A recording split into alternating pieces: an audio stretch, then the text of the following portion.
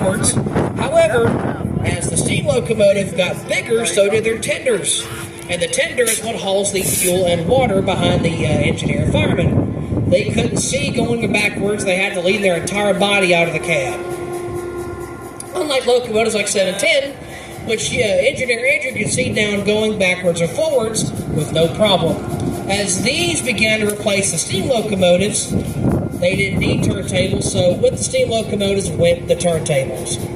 This engine does not need a turntable, but for demonstration purposes, it's going to have one today. Here we go. This locomotive pulling your train today is the 710, built new in 1950 by the Electric Motor Division of General Motors as a model GP7 for the Encino St. Louis Railway.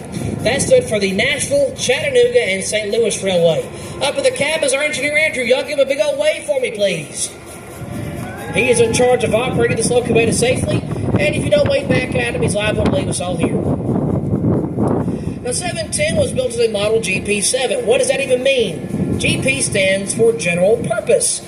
This was an all-you-need, can-do-anything locomotive.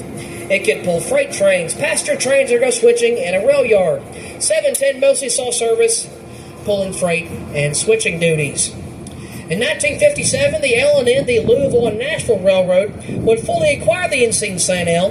This would become L&N number 478 until 1978, when it was involved in a massive head-on collision, sold to a scrap dealer, who then sold it to this itty-bitty tiny railroad I bet none of you have probably never heard of, called Amtrak. You don't get a high five, we're too far away. Now, this locomotive saw service on their northeast corridor between Washington, D.C. and Boston, Massachusetts until the early 2000s. When we acquired it, had it fully restored in 2004. This is exactly how it looked brand new in 1950. Now, 710 is technically known as a diesel-electric. What that means is behind that cab is a 16-cylinder General Motors diesel engine that is turning an electric generator, produces 1,750 horsepower and 600 volts of electricity.